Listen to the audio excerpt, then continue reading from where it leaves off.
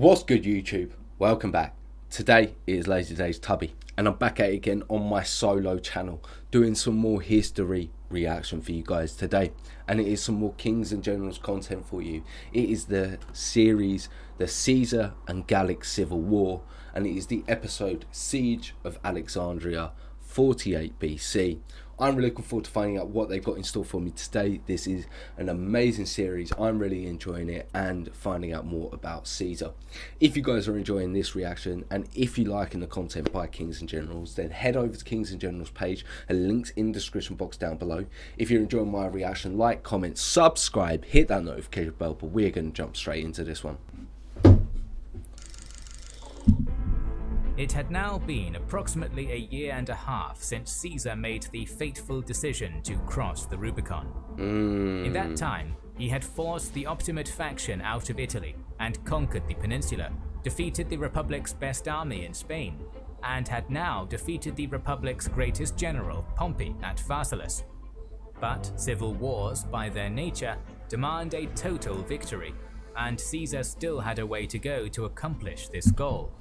And unfortunately for him, in this episode he will not take steps to finish the war, but will be dragged into a civil war of another state. Badass champion? Obviously the civil war between Cleopatra and her brother Ptolemy. I'm not going to even attempt to pronounce it anymore.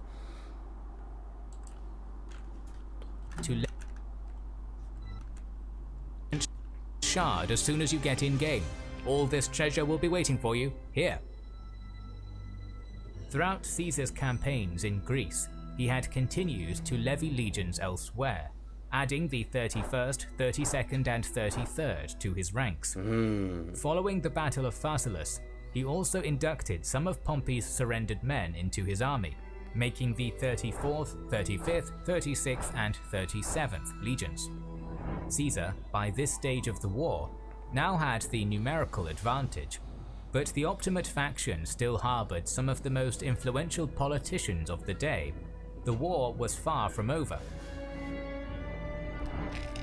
Caesar's first priority after the Battle of Pharsalus was Pompey himself. He immediately left in pursuit, leaving Antony to oversee the political situation in Rome. It was the time of year where the elections for next year's consul would usually be decided, and Caesar's term as consul of the year 48 BC would be coming to an end. Caesar would entrust Antony with ensuring that his political power continued. It's a lot of trust he's putting in Anthony. Having picked up on Pompey's trail through informants in Asia Minor, Caesar pursued Pompey to Egypt with a fleet of 10 Rhodian ships, as well as a few more from Asia Minor. On board were 2 legions, the 6th and 27th, totaling just around 3,200 infantry, as many soldiers as had been lost to war and illness over the years, and 800 cavalry. Caesar only learned of his ex-triumvir's death upon his arrival in Alexandria at the start of October 48 BC, just a few days after Pompey's death. According to Plutarch and Cassius Dio, when Caesar was first presented with Pompey's head, he turned away disgusted. He was next presented the seal ring of Pompey, at which point Caesar broke down in tears. Both historians interpret this grief differently. Plutarch claims that it was genuine. After all, though enemies in later life, Caesar and Pompey had been political allies for around 8 years, had effectively ruled Rome together, and had even been related by marriage. Dio, on the other hand, claims that this grief was only for show, and that Caesar had always hated Pompey from the start. It is impossible to say which is true. It is impossible to say, but I would like to believe it was genuine. However, it is likely that Caesar was incredibly frustrated at Pompey's death. Caesar had a genius for public relations. Capturing Pompey, forcing him to renounce the Senate, and then pardoning him, as was Caesar's habit, would have been the ultimate coup de grace. Instead, Pompey's assassination made him a martyr for the Optimate cause, something Caesar would have surely wished to avoid. I didn't even think of it in that way, and it's a very good point. Yeah, that's a very good point to think about.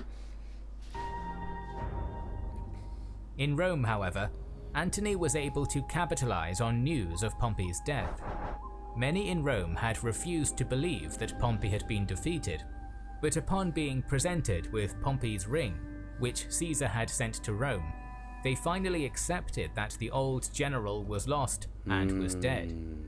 Rome now acclaimed Caesar as the victor, bestowing countless honors on him. Seizing upon the situation, Antony labeled the Pompeians in Africa as conspirators, declared a national emergency, and that a dictator was needed. The man chosen to be dictator was, of course, Caesar. Rather than the regular 6 months, his term as dictator was also set at 1 year, running through October 47 BC. In return for his continued loyalty and effectiveness, Antony was named by Caesar as Master of Horse, effectively his second in command, and was entrusted with the governance of Italy and Rome in Caesar's absence. Now I think about it more, I think I'm starting to remember more about Mark Antony. I'm pretty sure I'm not going to say much.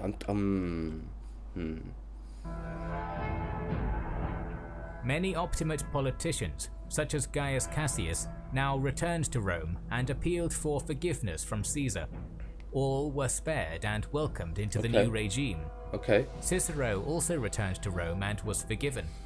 He returned to the Senate, where he hoped to use his influence to do what he could to preserve the Republic.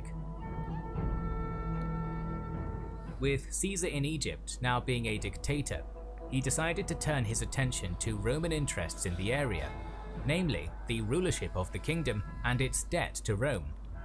As we have seen, Egypt was ruled by the boy pharaoh Ptolemy XIII.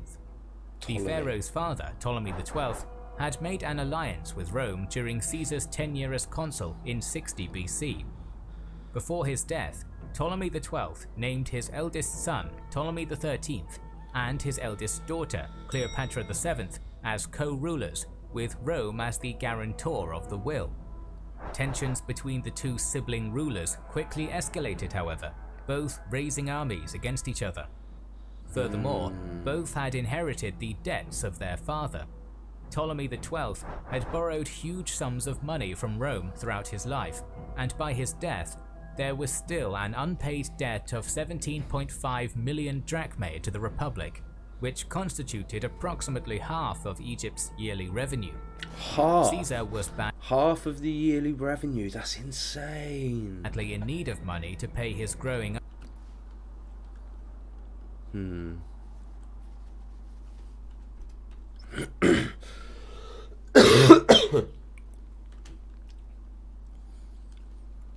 armies, and also saw an opportunity to solidify Roman influence in the area. As consul when the alliance with Egypt was first made, and the current dictator, Caesar thought it his obligation to see that pro-Roman rule in Egypt was maintained and that the debt was paid. You'd want to secure those funds. Caesar first attempted to take a diplomatic approach, suggesting that Ptolemy and Cleopatra both disband their armies and that he act as an arbitrator to see their father's will fulfilled. He also requested the debt be paid, but was willing to reduce it to 10 million drachmae. Ptolemy, though pharaoh by title, was still young, and as such, was being advised by a council who effectively ruled Egypt through their regency. They were never going to give up that power. Never going to give up that power. A eunuch, was one of the most influential of these advisors. It had been on his advice that Pompey had been assassinated as a ploy to curry favor with Caesar. Now he opposed Caesar's suggestions. He saw Caesar's arrival as a threat to royal authority, and initially refused to pay the debt. He even went so far as to bring Ptolemy's royal army into Alexandria under the command of Achilles, one of Pompey's killers. This was clear defiance of Caesar's demands that Ptolemy's armies be disbanded, and in response, Caesar sent messengers to Cleopatra, perhaps thinking she would... Oh, Ptolemy is making mistakes. be able to better fulfill his demands without requiring a regent. Cleopatra decided to meet Caesar in secret within Alexandria. Plutarch gives an extraordinary account of this meeting, in which Cleopatra, with the help of her right-hand man Apollodorus, smuggles herself into the city in a bed sack, laundry bag, or carpet. Cassius Dio gives the much more reasonable account that the two simply met in secret with no reference to her being smuggled in. Both sources, however, agree that Cleopatra was quickly able to seduce Caesar. Cleopatra she was. is described as being beautiful, charming, and above all, clever. She was a brilliant orator and could speak as many as 8 languages, and was the first Ptolemaic ruler to learn Egyptian. Caesar immediately tried to... That I didn't know. Egyptian? Surely... What language do they speak then? Let me know in the comments box down below. What was their native tongue? Obviously just the royals. Reconcile the two monarchs, proclaiming them co-monarchs, and offering the island of Cyprus, recently annexed from the Egyptians by Rome, to the other 2 siblings, Arsinoe and Ptolemy XIV, thus removing other potential claimants to the Egyptian throne. Pothinus, however, was not happy with this agreement. He was worried that, due to Cleopatra's now very close relationship Is that the eunuch? with Caesar, she would be the more powerful of the 2 siblings, and that Pothinus would, as a result, lose his influence. He began stirring up unrest in the city, even having gold from the temples and royal treasury melted down in a deliberate attempt to show Caesar as being extortionate. With the situation worsening, Caesar... This guy is... He needs to be assassinated. Sent emissaries to Achilles and the Egyptian army, attempting to explain that he only wanted to be an arbitrator of the will, as was his legal right. These emissaries were killed on Achilles' orders.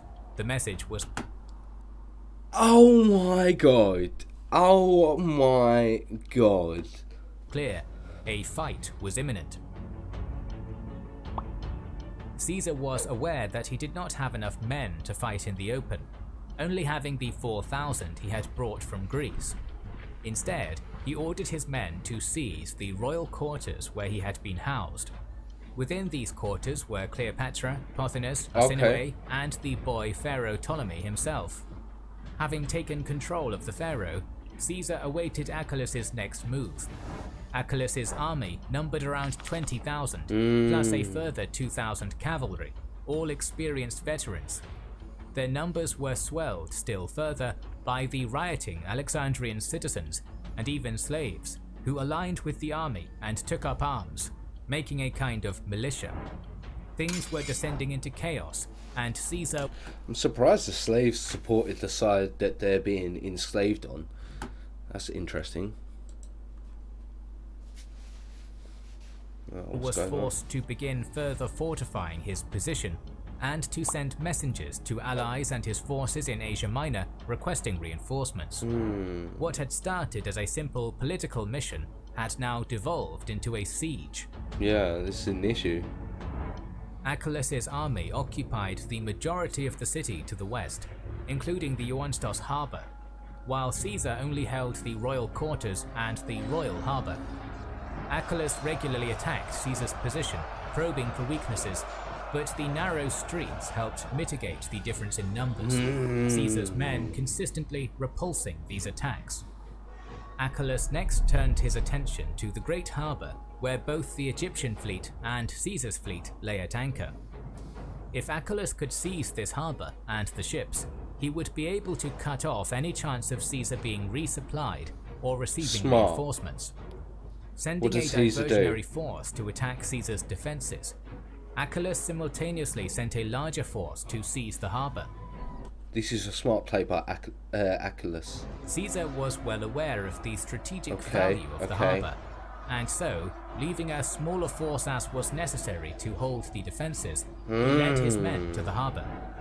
The fighting around the harbour was particularly brutal, and Caesar quickly realised he did not have enough men to win this fight and defend the harbour. Instead, Caesar effectively fought a delaying action, holding off the Egyptian force long enough for his men to set fire to the Egyptian fleet and pull their own fleet back to the royal harbour. Nice. He got his fleet out as well. Fire was ferocious and spread quickly, partially burning the Great Library of Alexandria. The damage was relatively minor, fortunately, and the library would continue for a number of centuries afterwards. Seizing the opportunity of having naval supremacy, Caesar sailed a portion of his men to the island of Pharos, which controlled access to all Alexandria's harbours, establishing a small garrison there, likely around the promenade on which the lighthouse itself was situated. Caesar and the rest of his forces then retreated back to the royal quarters. While Caesar persisted in improving his defences, Pothinus continued his resistance from the inside. Secretly, he sent messages to Achilles encouraging him to continue his attacks, and plotted to assassinate Caesar. This guy needs to be assassinated, not Caesar. Caesar's men, however, were able to catch some of Pothinus's messengers, who were forced to reveal the plot. Caesar immediately had Pothinus killed. Forced? What do you think those poor guys had to go through? Arsinoe, Ptolemy's sister, had greater success, escaping Caesar's defences and joining Achilles. Okay, so she's in on it as well. Following this, an uneasy status quo developed. Caesar continued to fortify his position against any assaults, even making makeshift battering rams to break down the walls of houses to keep a continuous line of defense. The Alexandrians also constructed their own barricades to keep Caesar penned in, some as high as 12 meters. Achilles frequently sent some of his militia forces to assault various points of Caesar's defenses to look for weakness, keeping his veterans in reserve, but with little success. Perhaps frustrated by this lack of success, a rift began to form between Arsinoe and Achilles, and eventually Arsinoe had Achilles killed and replaced by her own man, Ganymedes. Oh, you can't write history, guys. So, Ganymedes was a eunuch and also... Ganymedes was a cunning general, and immediately took steps to try and break the stalemate. Alexandria was supplied by subterranean watercourses that ran throughout the city. Ganymedes, therefore, ordered that those sections that flowed into the parts of the city controlled by Caesar be blocked, and then had these sections polluted with seawater, rendering them undrinkable. Such a tactic would have been difficult to pull off, but the Alexandrians were renowned engineers and were quickly able to complete the project, thus making Caesar's position even more precarious. Some of Caesar's men started to panic, some saying that they should have retreated much earlier. Fortunately for them, Caesar took control of the situation. He made it clear that if they were to attempt to retreat, the Alexandrians would catch them before they could successfully evacuate everyone. Just being absolutely brutally honest here. That's exactly what he needed to do. He instead ordered wells to be dug day and night, and fresh water was soon found, avoiding disaster. Though the situation had been quickly rectified, it was clear that Ganymedes was a dangerous enemy, not to be taken lightly. In the next episode of our series, Caesar will continue trying to survive in Alexandria and turn the situation once again, so make sure you are subscribed and have pressed the bell button. You know I have, and I am definitely looking forward to finding out what happens with the rest of this siege. I really enjoyed this episode, I hope you guys did. If you guys are looking forward to my next reaction, then like, comment, subscribe, hit that notification bell, but I will catch you in the next video.